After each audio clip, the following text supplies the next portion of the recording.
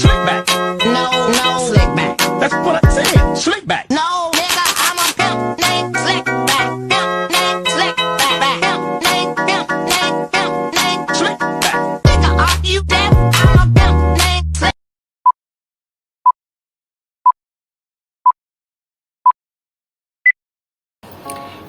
Assalamualaikum warahmatullahi wabarakatuh.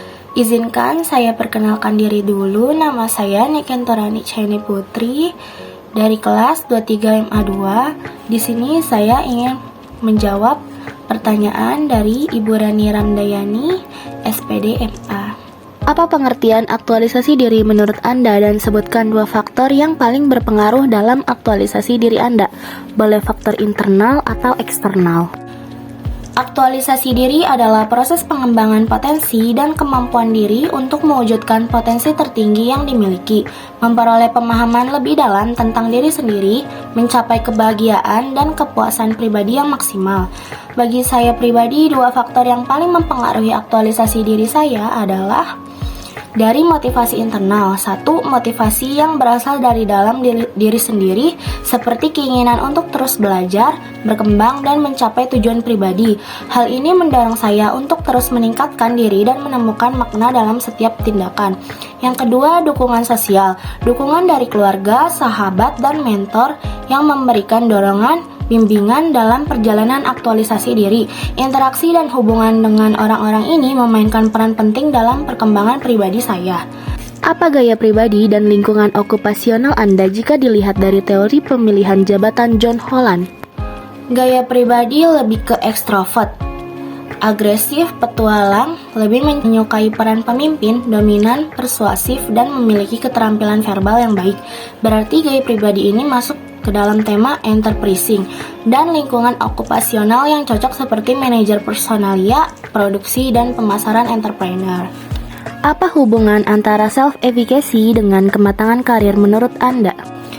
Self-efficacy adalah keyakinan seseorang terhadap kemampuannya untuk berhasil dalam suatu tugas atau situasi tertentu, sedangkan kematangan karir merujuk pada tingkat kesiapan seseorang dalam mengelola dan mengembangkan karir mereka. Hubungan antara self-efficacy dan kematangan karir adalah bahwa tingkat self-efficacy yang tinggi dapat berkontribusi pada kematangan karir. Ketika seseorang percaya bahwa mereka mampu mengatasi tantangan dan mencapai tujuan karir mereka, hal ini dapat meningkatkan kematangan karir mereka dengan memungkinkan mereka untuk mengambil tindakan yang lebih percaya diri dalam mengelola karir mereka. Dengan kata lain, self-efficacy dapat menjadi faktor penting dalam pengembangan dan kematangan karir seseorang.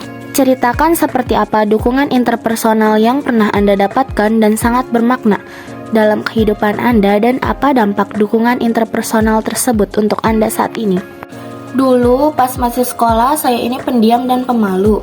Saya ini sebenarnya tahu saya mempunyai bakat saya menyanyi, dan setiap ada kegiatan acara sekolah, sebenarnya saya ini mau menyumbangkan suara saya, tetapi saya benar-benar sangat malu dan sangat nervous. Saya curhat kepada orang tua saya, dan alhamdulillahnya orang tua saya memberikan dukungan terhadap saya supaya saya tidak nervous lagi dan memberikan support. Akhirnya secara perlahan-lahan saya memberanikan diri ikut kegiatan, tetapi belum berani untuk mengikuti kegiatan di sekolah. Baru berani ikut kegiatan remaja masjid di perumahan saya. Setiap malam Jumat selalu bersalawat di masjid.